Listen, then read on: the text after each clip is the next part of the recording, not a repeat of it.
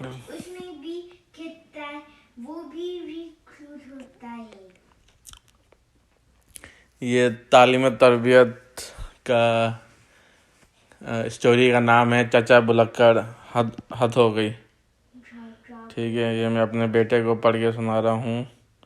एक मिनट में खोलूँ ज़रा। किधर गया? तालीम तरबियत पेज नंबर 7 पे है। चलो, हाँ सही है। चचा भुलक्कड़ घर में दाखिल हुए तो देखा आबिद रो रहा है। शायद अलबत्ता सो रहा था। दोनों जुड़वा थे और दोनों हमशक्ल। अरे भाई, क्या बात है? बच्चा इस बुरी तरह रो रहा है और तुम्हें ज़रा भी परवाह नहीं, चाचा ने हुमेरा से कहा। मैं क्या करूं, बिस्किट ख़त्म हो गए हैं, इन्हीं के लिए ज़िद कर रहा है। भूखा है ना, तो कोई और चीज़ खिला दो। बिस्किट ख़त्म हो गए तो क्या हुआ? क्या खिलाऊं? घर में चीज़ ही कौन सी है? आप भी सुबह से पता नहीं कहाँ चले गए थे। चला कहाँ जाता? मोहल्ले वालों से मिल रहा था। छुट्टी का दिन है, क्या घर ही में बैठा रहूं पूरे दिन? अच्छा खैर, अब तो ला दीजिए बिस्किट। बेकरी के बिस्किट बच्चे बड़े शौक से खाते हैं। उफ, अभी आया थका हारा, अब फिर जाऊं बाहर, चाचा ने झुंझुला कर कहा। मगर आबिद ने अब्बू को देख के बिकिट बिकिट की रत लगा दी। ठीक है, बिस्कुट बिस्कुट बिकिट बिकिट कह रहा था, तो मजबूरन उसे गोद में लेकर बिस्किट लेने जाना ही पड़ा। घर से बाहर निकला तो बच्चा बहल गया। उसने रोना बंद कर दिया था। चाचा भी भूल गए किस लिए निकले थे। इधर उधर चक्कर लगाते रहे। आखिर जब आबिद ने बिकिट बिकिट करके फिर से याद दिलाया तो बेकरी की तरफ चले। उन्हें याद आया। वहाँ पहुँचे तो उनके एक पुराने शाशना उम्मीद अली मिल गए। एक पुराने शनाशा, उसका मतलब होता है कि जिससे आपकी जान पहचान हो। प्रोनाउंसिएशन थोड़ा सा डिफरेंट हो सकता है। उम्मीद अली मिल गए। उनसे चचा की मुलाकात नाई की दुकान पर हुई थी, मगर अब बहुत अरसे से वो नज़र ना आए थे। इस वजह से चचा लपक कर मिले। अरे भाई उम्मीद अली, तुम कहाँ थे इतने दिन से? मैंने घर तब्दील कर लिया है, इसलिए इसी तरफ नहीं आता, आज आ निकला। इसका मतलब है कि अब नाई की दुकान भी बदल गई होगी, चाचा ने दान निकाल के कहा। हाँ भाई, मोहल्ला बदला तो सब कुछ बदल गया। और आप सुनाएं चाचा, क्या हाल है? आपका बच्चा तो बहुत प्यारा है, इधर कैसे आए? ओ हाँ, बिस्किट लेने आया था, आबिद को भूख लगी थी। अच्छा, तो ये बात है भाई, मैं दूंगा आबिद को बिस्किट। लाइए, बच्चा मुझे दे दें, कितना प्यारा है, गोल मटोल। चाचा बुरा मत मानिएगा, आप पर तो बिल्कुल नहीं गया। चाचा ने फिर दांत निकाल दिया और बच्चा उम्मीद अली की गोद में थमा दिया। जाहिर है उनके बच्चे की तारीफ हो रही थी, क्यों ना खुश होते। उम्मीद अली ने आबिद को तरह तरह की चीज़ें लेकर दी, बिस्किट, टॉफ़ियाँ वगैरह वगैरह। वो खुश हो गया। उम्मीद अली ने कहा, दरअसल खुदा ने मुझे औलाद नहीं दी है। बच्चे को देखता हूँ तो खुशी होती है, मुझे बच्चों से बहुत मोहब्बत है। चचा बुलक्कड़ देर तक उम्मीद अली से बातें करते रहे। बच्चा भी खा पी के मुतमईन हो गया। सामने ही खिलौने की दुकान थी। गुड्डे, गुड़ियाँ, गुब्बारे बाहर लटके नजर आ रहे थे। आबिद ने उनकी तरफ उंगली उठा दी तो उम्मीद अली बच्चे को लेकर उस तरफ चले गए और उसे खिलौने दिलाने लगे। चाचा बेकरी में ही बैठे रहे। बेकरी वाले से गपशप होती रही। काफ़ी देर गुजर गई, चाचा को होश ना आया। ना आबिद अली ना आबिद ही का ख्याल आया। बेकरी से निकले तो सीधे घर पहुंचे। हुमेरा परेशान बैठी थी कि मियाँ जी अभी तक लौट कर नहीं आए। इतनी देर में शाहिद भी जाग चुका था और वो भी भूख की वजह से तरह तरह के सुर निकाल के रोने की मशक कर रहा था। यानी उसका मतलब है कि जैसे वो सुर निकाल के जैसे गाते नहीं है, तो वो तरह तरह की आवाज़ से रो रहा था, जैसे गा रहा हो। उसकी वो एक्सरसाइज कर रहा था। मशक करना मतलब एक्सरसाइज प्रैक्टिस कर रहा था। समझा? फिर से बताओ, वो भी भूख की वजह से तरह तरह के सुर निकाल कर रोने की मशक कर रहा था। मियाँ जी घर में दाखिल हुए तो हुमेरा ने उन्हें हैरानी से देखा। अरे आप अब वापस आए हैं, और आबिद कहाँ हैं? आबिद? अरे वो यानी कि मैं तो भूल ही गया। क्या मतलब? हुमेरा ने चीख के, आप आबिद को कहीं भूल आए? नहीं भाई, यानी कि वाकई वो आबिद तो उम्मीद अली की गोद में था। कौन उम्मीद अली? किसको दे आए मेरे जिगर का टुकड़ा? कोई परेशानी की बात नहीं, वो मेरे वाकिफ़ कार हैं। वाकिफ़ कार मतलब कि जानने वाले हैं। इन्हें आपका घर मालूम है? नहीं। तो आप उनके घर जाएं फ़ौरन और बच्चा लेके आएं। मगर वो इस मोहल्ले से जा चुके हैं, मुझे उनका घर मालूम नहीं। हाय गज़ब, हुमैरा ने अपना सर थाम लिया। अब रैन ये 1991 की स्टोरी, 1992 की स्टोरी है, ठीक है। तो उस वक्त जो था सेल फ़ोन नहीं होते थे, ठीक है, और घरों में इतने फ़ोन भी नहीं होते थे कराची या पाकिस्तान में, ठीक है। मगर वो तो इस मोहल्ले से जा चुके हैं, मुझे उनका घर मालूम नहीं। हाय गज़ब, हुमैरा ने अपना सर थाम लिया। अब मैं क्या करूं? शोर मत करो, मैं जा रहा हूं बेकरी, उधर ही होंगे। खिलौनों की दुकान पे गए थे आबिद को लेकर, बेचारे की औलाद नहीं है ना, है उनकी औलाद नहीं है, फिर तो क्या, तो गया आबिद, शोर मत मचाओ, मैं जा रहा हूँ। ये कहकर चाचा भुलक्कड़ बाहर निकल गए। इधर शाहिद ने भी रो रो के सारा घर सर पे उठा रखा था। काफ़ी देर बाद चाचा घर आए तो खाली हाथ, उनके कहने के मुताबिक ना उम्मीद अली मिले ना आबिद।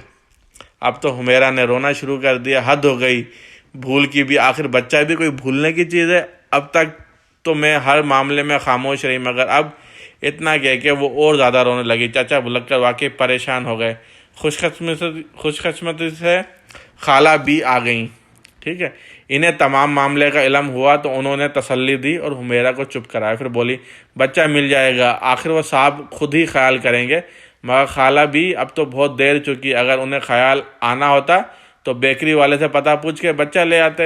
हुमैरा ने कहा, हाँ कहती तो तुम ठीक हो, अब तक वाकई बच्चा आ जाना चाहिए था। हाय खाला भी, उनकी गोद खाली है, वो हमारा आबिद घर लेकर गए होंगे, क्या खबर कराची छोड़ के चले जाएं, हम क्या करेंगे। चलो थाने में रपट लिखवाते हैं। एहतियात अच्छी चीज़ है, चलें जल्दी करें, दोनों उठ के थाने चलें। आप शाहिद को संभालिए, हम अभी आ जाएंगे। थाना कौन सा दूर है? हुमैरा ने चचा से कहा। फिर भी आप उम्मीद अली का हुलिया तो बता दें कम से कम। हुलिया कोई ख़ास तो नहीं है, क्या बताऊं? अरे कुछ तो बताइए, लंबे हैं कि छोटे, दुबले हैं कि मोटे? लंबे हैं और दुबले भी हैं, दाढ़ी भी है, चाचा ने सर खुजाते हुए कहा। ठीक है हुमैरा, तुम आबिद की फ़ोटो साथ रख लो साथ, खाला भी ने कहा। अब ये दोनों ख़वातीन थाने पहुंची और रिपोर्ट दर्ज करवाई। आबिद की तस्वीर थाने में जमा की। थानेदार ने यकीन दिलाया कि परेशानी कोई बात नहीं, बच्चा जल्द ही मिल जाएगा, अभी हम अपने आदमियों को चारों तरफ दौड़ाते हैं। थानेदार के तसल्ली दिलाने से हुमैरा को तसल्ली हुई। घर वापस आई तो देखा मियाँ और शाहिद दोनों गायब हैं। दूसरा बच्चा भी गायब है उसके चाचा भुलक्कड़ के साथ। अरे ये कहाँ चले गए और घर भी खुला छोड़ दिया? तौबा है लापरवाही की। मेरे ख्याल में शाहिद भूखा था, उसे बिस्किट दिलाने के लिए ले गए होंगे, खाला भी ने कहा। हाँ यही हो सकता है। हुमैरा ने बुर्का उतार के पलंग पे डाला और थक कर बैठ गई। घर में हर तरफ सन्नाटा था। सन्नाटा था का मतलब हर तरफ खामोशी थी, मतलब कोई भी नहीं था ना उसके सिवा।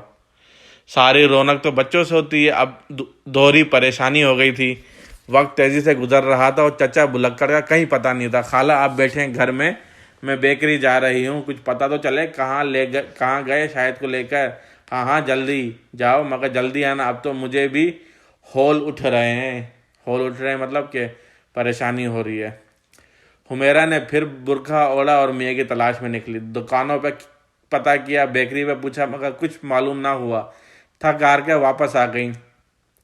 दोपहर ढल चुकी का मतलब था रैन के जैसे आफ्टरनून हो चुका था, तो अब वो असर या मगरिब होने वाली थी, ठीक है।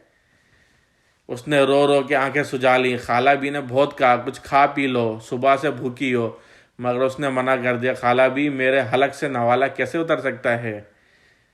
मेरे बच्चे भूखे थे, खुदा जाने कहाँ होंगे। शाहिद तो खैर बाप की गोद में होगा, मगर आबिद? खाला भी, आबिद क्यों नहीं आया? वो साहब नाम के उम्मीद अली हैं, उनके पास से आबिद की वापसी की मुझे तो कोई उम्मीद नहीं। खुदा जाने कौन थे, कहाँ से आए थे, सिर्फ नाई की दुकान पे मुलाकात हुई थी, ना जान ना पहचान, और बच्चा उनकी गोद में थमा दिया। सब्र करो बेटी, सब्र, अल्लाह बेहतर करेगा।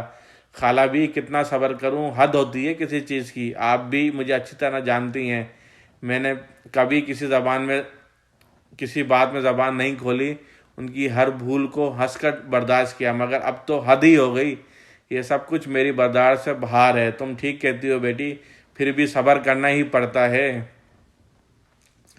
दुख ज़्यादा हो तो आंसू भी खुश्क हो जाते हैं, यही हाल हुमैरा का था। उसको ना भूख का एहसास था ना प्यास का। खाला बी ने भी सुबह से कुछ खाया पिया ना था। दोनों पे सख्ते का आलम तारी था। कि दरवाजे पर दस्तक हुई। हुमेरा ने दरवाज़ा खोला। एक साहब आबिद को गोद में लिए खड़े थे। मेरा नाम उम्मीद अली है, ये लीजिए अपना बच्चा। मैंने चाचा को बहुत तलाश किया, ना मिले तो बच्चे को घर ले गया, सो गया था, अब उठाकर लेकर आया हूँ। आबिद के साथ बेशुमार खिलौने और खाने पीने का सामान था।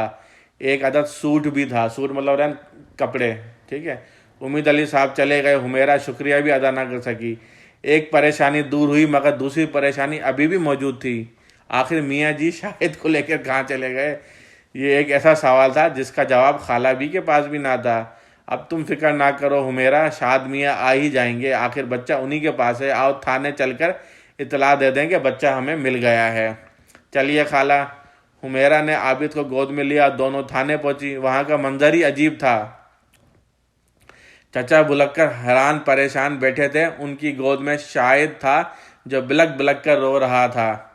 हैरान ये हुआ होगा पुलिस वालों ने इसे ही चोर समझा होगा, लंबा दुबला पतला दाढ़ी, तो ये चाचा बुलक्कर का भी है और बच्चा भी जुड़वा था, तो तस्वीर वही हो गया ना रैन।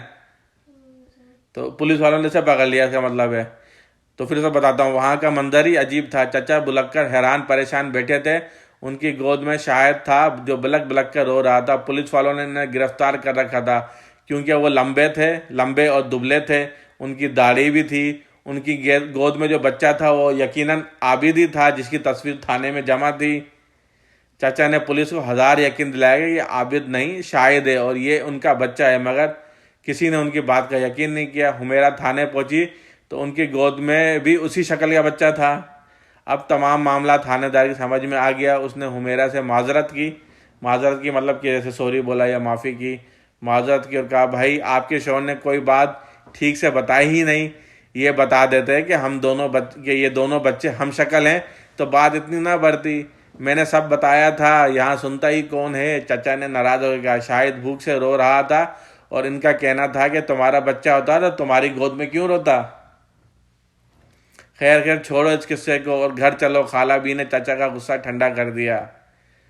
हुमेरा ने आबिद को गोद में ले लिया था और शाहिद खाला बी की गोद में था। चाचा बेहद गुस्से में थे। थानेदार भी शर्मिंदा था। सिपाही मुस्कुरा रहे थे।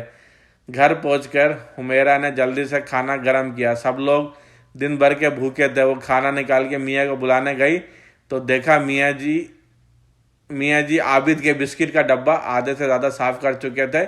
आखिर वो भी तो सुबह से भूखे थे। हैरान वो बच्चों के बिस्किट भी खा गया। कहानी ख़त्म। ये थी तालीम और तरबियत सितंबर 1992 की स्टोरी।